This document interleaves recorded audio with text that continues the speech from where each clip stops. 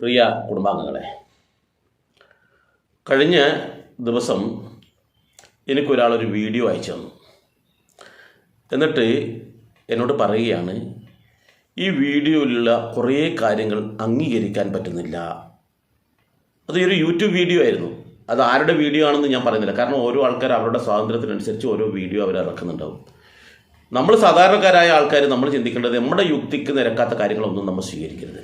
അതിപ്പോൾ ഞാൻ പറയുന്ന കാര്യം തന്നെ ആവട്ടെ, നമ്മുടെ യുക്തിക്ക് പറ്റുന്നില്ലെങ്കിൽ നമ്മൾക്കത് തള്ളിക്കളയണം. അപ്പോൾ ഇത്തരത്തിൽ അവരെ എന്നോട് പറയാൻ വെച്ചാൽ ഈ പറയുന്ന കാര്യങ്ങളൊന്നും എനിക്ക് അംഗീകരിക്കാൻ പറ്റുന്നില്ല. കാരണം ഇവർ പറയുന്നു അത് ചെയ്യാൻ പാടില്ല, ഇത് ചെയ്യാൻ പാടില്ല എന്നൊക്കെ പറയുന്നു. അപ്പോൾ അത് എന്തുകൊണ്ട് ചെയ്യാൻ പാടില്ല, അതിൻ്റെ എന്നാൽ നമ്മൾക്ക് ദോഷം എന്താണ് അങ്ങനെ ചെയ്യുന്ന സമയത്ത്, എങ്ങനെയാണ് അത് ദോഷമായി തീരുന്നത് എന്ന് പറയാതെ അവിടെ നോക്കാൻ പാടില്ല, ഇവിടെ നോക്കാൻ പാടില്ല, അത് ചെയ്യാൻ പാടില്ല, ഇത് ചെയ്യാൻ പാടില്ല എന്നൊക്കെ അവർ പറയുന്നു. അപ്പോൾ ഞാൻ അത് ഒന്ന് കേട്ട സമയത്ത് അവർ പറയുന്നറിയാം, സന്ധ്യയ്ക്ക് ശേഷം വീട്ടിൽ തൂത്തുവാരാൻ പാടില്ല, അതുപോലെ ഈ തൂത്ത് വാരിക്കഴിഞ്ഞാൽ അതിൻ്റെ വേസ്റ്റ് പുറത്തേക്ക് കളയാൻ പാടില്ല, സന്ധ്യയ്ക്ക് ശേഷം നഖം മുറിക്കരുത്, ക്ഷൗരം ചെയ്യരുത്, കടം കൊടുക്കരുത്. കടം കൊടുക്കരുത് എന്ന് പറഞ്ഞാൽ നമ്മുടെ വീട്ടിലുള്ള ഓരോ വസ്തുക്കളുണ്ടാവില്ല, ഇപ്പം പച്ചക്കറി ആവട്ടെ, അരി ആവട്ടെ, പലവ്യഞ്ജനങ്ങളാവട്ടെ, പണമാകട്ടെ, ആയുധമാവട്ടെ, എന്തെങ്കിലും ആയാലും നമ്മൾ അങ്ങോട്ടും ഇങ്ങോട്ടും കൊടുക്കരുത്, വാങ്ങാനും പാടില്ല. ഇങ്ങനെയുള്ള കുറേ കാര്യങ്ങളാണ് അതിൽ പറയുന്നത്. അപ്പോൾ ഇത് പാടില്ല പാടില്ല പാടില്ല എന്ന് പറയുന്ന സമയത്ത് എന്തുകൊണ്ട് പാടില്ല എന്ന് എവിടെയും പറയുന്നില്ല. നമ്മൾക്ക് ദോഷമുണ്ടോ, അങ്ങനെ ചെയ്താൽ എന്താണ് ദോഷം എന്നുള്ള കാര്യങ്ങളിൽ അപ്പോൾ ഞാൻ എൻ്റെതായ വിധത്തിൽ അതിനൊരു മറുപടി കൊടുക്കാൻ വേണ്ടി തീരുമാനിച്ചിട്ടുണ്ട്. ഞാൻ പറഞ്ഞത് ഞാനൊരു കാര്യം ചെയ്യാം, ഇത് ഞാനൊരു വീഡിയോ ആക്കിയിട്ട് നിങ്ങൾക്ക് മറുപടി തരാം. അതിൽ വേറെയും കുറേ കാര്യങ്ങൾ പറയുന്നുണ്ട്. അത് സന്ധ്യയ്ക്ക് ഒരിക്കലും ചെയ്യാൻ പാടില്ല എന്ന് പറയുന്നത് യുക്തിയുള്ള കാര്യമാണ്. ആ യുക്തിയുള്ള കാര്യങ്ങൾ ഞാൻ മറ്റൊരു വീഡിയോ ആയിട്ട് പറയാം. ഇവിടെ നമ്മൾ ചിന്തിക്കേണ്ടത് എന്താണ്, ഇവർ പറയുന്നു സന്ധ്യയ്ക്ക് ശേഷം തൂത്തുവാരാൻ പാടില്ല എന്ന് വെച്ചാൽ രാത്രി കാലങ്ങളിൽ തൂത്തുവാരാൻ പാടില്ല, പകൽ മാത്രമേ തൂത്തുവാരാൻ പാടുള്ളൂ എന്ന്. എന്തേ സന്ധ്യയ്ക്ക് ശേഷം തൂത്തുവാരിയാലേ? വീടിൻ്റെ അകത്ത് നിർബന്ധമായിട്ടും ഞാൻ പറയുന്നത് എന്താണെന്ന് വെച്ചാൽ, നിങ്ങൾക്ക് യുക്തിയുള്ളത് സ്വീകരിക്കാം കേട്ടോ. പല ആൾക്കാരും പറയും സന്ധ്യയ്ക്ക് ശേഷം വിളക്ക് കൊളുത്തിയതിന് ശേഷം വീട് അടിച്ച് തൂത്ത് വാരാൻ പാടില്ല, അതുപോലെ അവിടെയുള്ള വേസ്റ്റ് പുറത്ത് കളയാൻ പാടില്ല. അപ്പോൾ ഞാൻ ഒരു യുക്തിപൂർവ്വം എൻ്റെ ഒരു മറുപടി എന്താണെന്ന് വെച്ചാൽ, നിർബന്ധമായിട്ടും ആ വിളക്ക് കൊളുത്തുന്ന സമയം കഴിഞ്ഞാൽ നിങ്ങൾ എന്ത് ചെയ്യണം, തൂത്തുവാരണം. എന്ന് വെച്ചാൽ രാത്രി കിടക്കുന്നതിന് മുന്നോടിയായിട്ട് വീട് അടിച്ച് തൂത്തുവാരി വൃത്തിയാക്കുന്നത് ഉത്തമമാണ് എന്നാണ് എൻ്റെ അഭിപ്രായം. അതെന്താ അങ്ങനെ പറയുന്നത്? മറ്റുള്ളവർ പാടില്ല എന്ന് പറയുന്നു. ഞാൻ ചോദിക്കുന്നത് പാടില്ല എന്ന് പറയാൻ കാരണം എന്താണ്? അതിന് കാരണമുണ്ടെങ്കിൽ അവരെ ബോധിപ്പിക്കട്ടെ. ഞാൻ ഇതിൻ്റെ കാരണം പറയാം. എന്തുകൊണ്ടെന്നാൽ ഈ സന്ധ്യയ്ക്ക് ശേഷം നമ്മൾ പലതരത്തിലുള്ള നമ്മൾ ഭക്ഷണം കഴിച്ചതിൻ്റെ എച്ചിലുണ്ടാവും, അതുപോലെ തന്നെ മറ്റു പലതരത്തിലുള്ള പൊടിയും പടലങ്ങളും കച്ചറും കാര്യങ്ങളൊക്കെ അവിടെ ഉണ്ടാകും. ഈ കാര്യങ്ങൾ നമ്മൾ തൂത്ത് വൃത്തിയാക്കിയില്ലാതിരിക്കട്ടെ. തൂത്ത് വൃത്തിയാക്കിയില്ലെങ്കിൽ നമ്മൾ രാവിലെ എഴുന്നേറ്റിട്ട് വരേണ്ടത് എവിടെയാ? ഈ മാലിന്യത്തിലേക്കാണ് വരേണ്ടത്. പ്രഭാതത്തിൽ എഴുന്നേറ്റിട്ട് വരേണ്ടത് ഈ മാലിന്യത്തിലാണ്. അപ്പോൾ ഈ മാലിന്യത്തിലേക്ക് വന്നിട്ട് അവരെന്ത് ചെയ്യണം? പ്രഭാതത്തിൽ എഴുന്നേറ്റ് കഴിഞ്ഞ ഉടനെ തന്നെ ആദ്യം അവരെടുക്കേണ്ടത് ചൂല. ഒരു വീട്ടിൽ ആദ്യം എടുക്കേണ്ടത് ചൂലല്ല. എന്തുകൊണ്ടെന്നാൽ രാത്രി നമ്മൾ കിടക്കുന്നതിന് മുമ്പായിട്ട് എല്ലാ മുറികളും അടിച്ച് തുടച്ച് വൃത്തിയാക്കി അവിടെ തുടച്ച് വൃത്തിയാക്കിയതിന് ശേഷം നമ്മൾ കിടന്നുറങ്ങുകയാണെങ്കിൽ അണുവിമുക്തമായിട്ടുള്ള അന്തരീക്ഷത്തിൽ നമ്മൾ സൈലൻ്റായിട്ട് നമുക്ക് കിടന്നുറങ്ങാൻ രോഗങ്ങൾ വരില്ല. അതല്ല, എച്ചിൽ പാത്രങ്ങളും മറ്റു എച്ചിലുകളും മറ്റു മാലിന്യങ്ങളെല്ലാം നിറഞ്ഞു കിടക്കുന്നിടത്താണ് നമ്മൾ രാത്രി കിടന്നുറങ്ങുന്നുണ്ടെങ്കിൽ എന്തായിരിക്കും അവസ്ഥ? രാത്രി നമ്മൾ ഉറങ്ങുന്ന സമയത്ത് പോലും ഈ രോഗാണുക്കൾ നമ്മളെ പിടികൂടാൻ സാധ്യതയുണ്ട്, രോഗത്തിന് അടിപ്പെട്ടു പോകും. അതോടൊപ്പം തന്നെ നമ്മളിപ്പോൾ ആരെങ്കിലും രോഗബാധിതരായി കിടക്കുന്ന ആൾക്കാരുണ്ടെങ്കിൽ ആ മുറിയൊക്കെ നമ്മൾ കൃത്യമായിട്ട് ഡെറ്റോൾ ഉപയോഗിച്ചിട്ട് ആ സമയത്ത് രാത്രി കിടക്കുന്നതിന് മുമ്പായിട്ടാണ് നമ്മൾ തൂത്തുവാരി കഴിഞ്ഞാൽ ആ രാത്രിയിലുള്ള അണുക്കളുടെ പ്രവാഹം കുറയ്ക്കാൻ ഇത് വളരെ ഉപകരിക്കും എന്നർത്ഥം. നിങ്ങളൊന്ന് ആലോചിച്ച് നോക്ക്.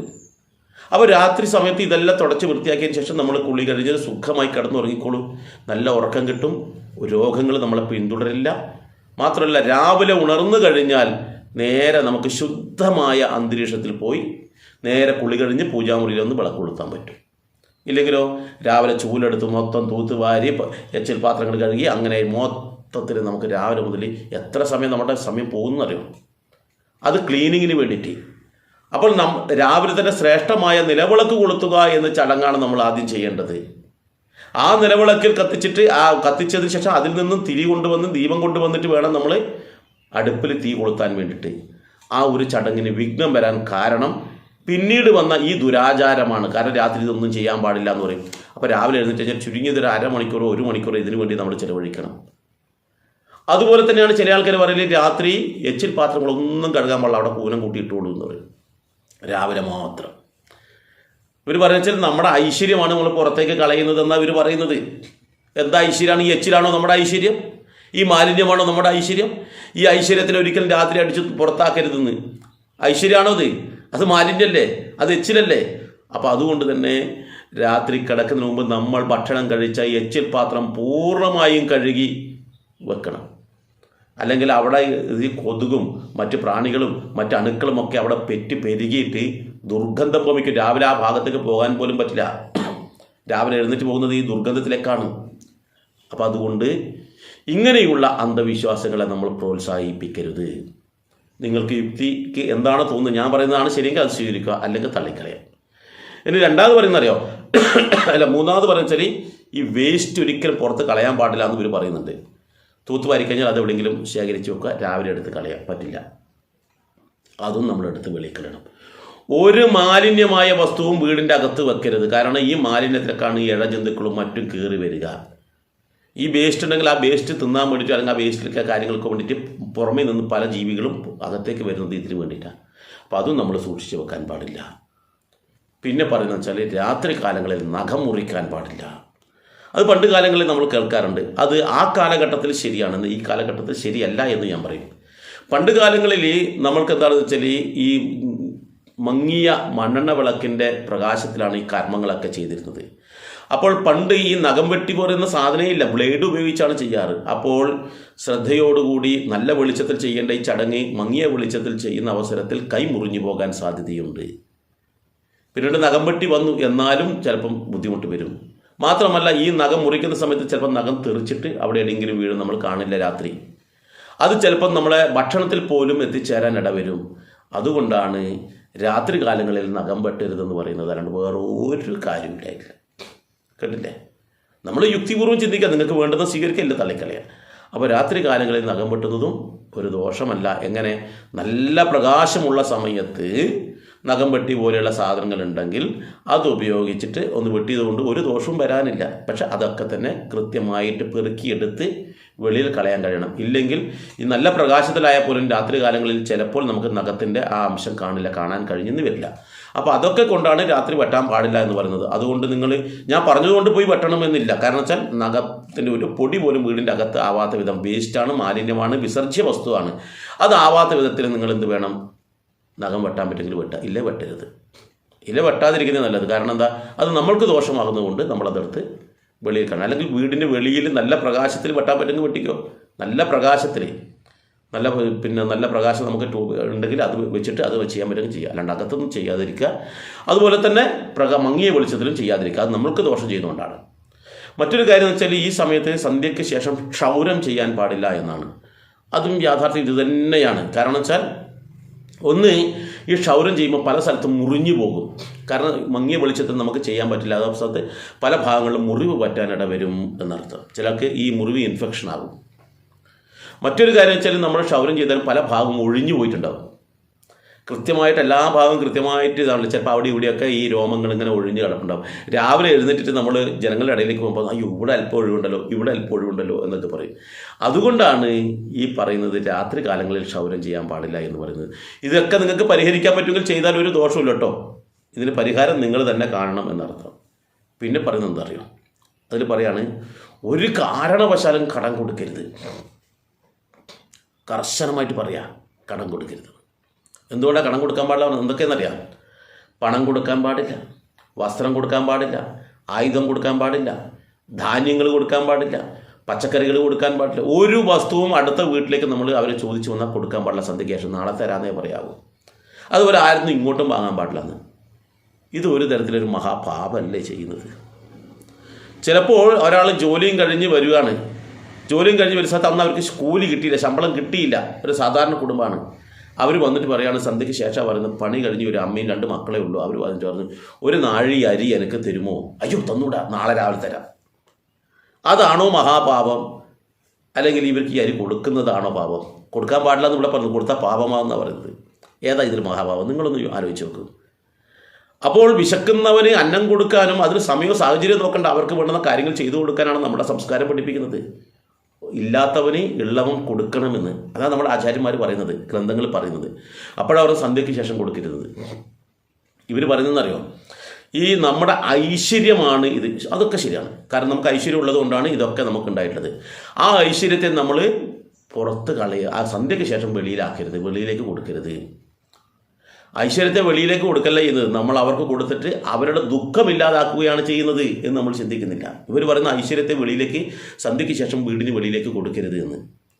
മറ്റൊരു വീട്ടിൽ നിന്ന് നമ്മൾ വാങ്ങിച്ച് കൊണ്ടുവരാനും പാടില്ല എന്ന് ഇവർ പറയുന്നുണ്ട്. എന്നാൽ ഒരാളുടെ ദുഃഖമില്ലാതാക്കുകയാണ് നമ്മളവിടെ ചെയ്യുന്നത്. ഒരാൾ രാത്രി പെട്ടെന്ന് ഒരു ആക്സിഡൻറ്റ് അല്ലെങ്കിൽ ഒരു വയറുവേദന, ഒരു നെഞ്ചുവേദന വന്നു, അവർ ഹോസ്പിറ്റലിലേക്ക് പോകണം, അവരുടെ കയ്യിൽ പൈസയില്ല. തൊട്ടടുത്ത വീട്ടിലേക്ക് വന്നിട്ട് പറയുകയാണ് ഒരു 100 രൂപ അല്ലെങ്കിൽ ഒരു 500 രൂപ വേണമെന്ന് പറയുന്നു. അയ്യോ, സന്ധ്യയ്ക്ക് ശേഷം കൊടുക്കാൻ പാടില്ല, അത് മഹാപാപമാണെന്ന് പറയുന്നു. അതുകൊണ്ട് ഞങ്ങൾ ഇതില്ല, രാവിലെ വേണം തരാം. രോഗം വന്നാണ് അല്ലെങ്കിൽ വേദന കൊണ്ട് സഹിക്കാൻ പറ്റാതെ കിടക്കുക. ഇത്തരത്തിൽ പറയുമ്പോൾ അതിലെന്ത് യുക്തിയാണുള്ളത്? ആ അവസരത്തിൽ നമ്മളടുത്തുള്ളത് നമ്മളെടുത്ത് കൊടുക്കുകയല്ലേ വേണ്ടത്, അവരെ സഹായിക്കുകയല്ലേ വേണ്ടത്. നമ്മുടെ പുരാണ ഗ്രന്ഥങ്ങളിൽ അടക്കം പറയുന്നത് സർവ്വചരാചരങ്ങളിലും ഈശ്വരനുണ്ട് എന്ന് പറയുമ്പോൾ, ആ ഈശ്വര ചൈതന്യമുള്ള ഒരു വ്യക്തി നമ്മളുടെ അരികിൽ വന്നിട്ട് ഒരു ആവശ്യം ചോദിക്കുമ്പോൾ അവരെ മടക്കി അയക്കുന്നത് ശരിയാണോ? ഒരു വസ്തുവിന് കടം കൊടുക്കരുത് പറഞ്ഞു. ഒരുവിധം ഇത് ആ ഒരു വീഡിയോയിൽ പറയുന്നതാ. ഇങ്ങനെ നമ്മുടെ ആൾക്കാരെ മാനസികമായിട്ട് ഒരു സേവനം ചെയ്യുന്നത് ഇല്ലാണ്ടാക്കുകയല്ലേ അത് ചെയ്യുന്നത്.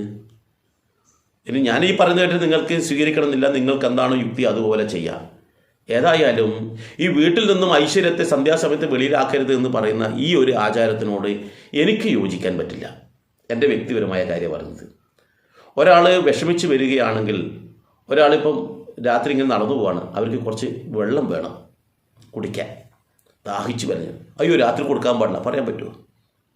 ഭക്ഷണം കൊടുക്കാൻ പാടില്ല. അവരെ വീട്ടിലേക്ക് കൊണ്ടുവന്ന പണമാവട്ടെ വസ്ത്രമാവട്ടെ എന്തോ ആവട്ടെ ഒന്നും കൊടുക്കാൻ പാടില്ല എന്ന് പറയുന്നത് ഏറ്റവും വലിയ തെറ്റാണ്. അത് ഏത് സമയമൊന്നുമില്ല, ഏത് സമയത്താണോ ഒരാൾക്ക് ആവശ്യം വരുന്നത്. ഇതൊക്കെ ഒരു ആശുപത്രി പോകേണ്ടത് മുൻകൂട്ടി പദ്ധതി തയ്യാറാക്കിയിട്ടാണോ? അല്ലല്ലോ, പെട്ടെന്നൊരു അപകടം വരുമ്പോഴല്ലേ പോകുന്നത്. അപ്പോൾ അവർക്ക് ഒരാൾ ബുദ്ധിമുട്ടുന്ന സമയത്ത് അത് രാത്രിയാണ് എന്ന ഒറ്റ കാരണത്താൽ അവർക്ക് നമ്മൾ കൊടുക്കാതിരിക്കുന്നത് ഏറ്റവും വലിയ പാപമായിട്ട് വേണം നമ്മൾ കണക്കാക്കാൻ എന്നർത്ഥം. അപ്പോൾ ഇത്തരത്തിലുള്ള അനാചാരങ്ങൾ നമ്മളുടെ ഇടയിൽ നിരവധിയുണ്ട്. നിങ്ങളുടെ ഓർമ്മയിൽ അങ്ങനെ എന്തെങ്കിലും ഉണ്ടെങ്കിൽ, നിങ്ങളുടെ നാട്ടിൽ ഇങ്ങനെ എന്തെങ്കിലും അനാചാരം ഉണ്ടെങ്കിൽ ഇതിൻ്റെ കമൻറ്റ് ബോക്സിൽ രേഖപ്പെടുത്താം. കാരണം ഇങ്ങനെ നമ്മുടെ നാട്ടിലുണ്ട്. എന്താണ് അതിൻ്റെ യുക്തി? നിങ്ങൾക്ക് യുക്തിക്ക് നിരക്കുന്നത് മാത്രമേ സ്വീകരിക്കാവൂ, അല്ലെങ്കിൽ സ്വീകരിക്കാൻ പാടില്ല, തള്ളിക്കളയെന്നെ വേണം. ഹിന്ദു ധർമ്മത്തിന് മാത്രമുള്ളൊരു പ്രത്യേകതയാണ്. കാരണം വെച്ചാൽ ചോദിക്കുമ്പോൾ തകർന്നു പോകുന്നതല്ല ഹിന്ദു ധർമ്മം. കാരണം ചോദ്യങ്ങളിലൂടെ ചോദിച്ചിട്ട് അതിൻ്റെ ശരിയായ പാതയിലേക്ക് എത്താനുള്ള നല്ല ഒരു വഴിയാണ് സനാതനധർമ്മം, ഹിന്ദു ധർമ്മം മുന്നോട്ട് വെക്കുന്നത്. അതുകൊണ്ട് തന്നെ നമുക്കിടയിലുള്ള ഏത് ആചാരത്തെയും നമുക്ക് യുക്തിക്ക് നിരക്കാത്തതാണെങ്കിൽ നമുക്ക് തള്ളിക്കളയണം. അപ്പോൾ നിങ്ങൾക്ക് ഇടയിൽ ഇത്തരത്തിലുള്ള ഏതെങ്കിലും ആചാരങ്ങളുണ്ടെങ്കിൽ ഒന്ന് കമൻറ്റ് ബോക്സിൽ രേഖപ്പെടുത്തുക. അതോടൊപ്പം ഈ വീഡിയോ നിങ്ങൾക്ക് ഇഷ്ടപ്പെട്ടെങ്കിൽ നിങ്ങൾ പരമാവധി ആൾക്കാരിലേക്ക് അയച്ചു കൊടുക്കുക. മറ്റൊരു വീഡിയോയുമായി ഞാൻ മറ്റൊരു അവസരത്തിൽ വരാം. എല്ലാവർക്കും നന്ദി, നമസ്കാരം.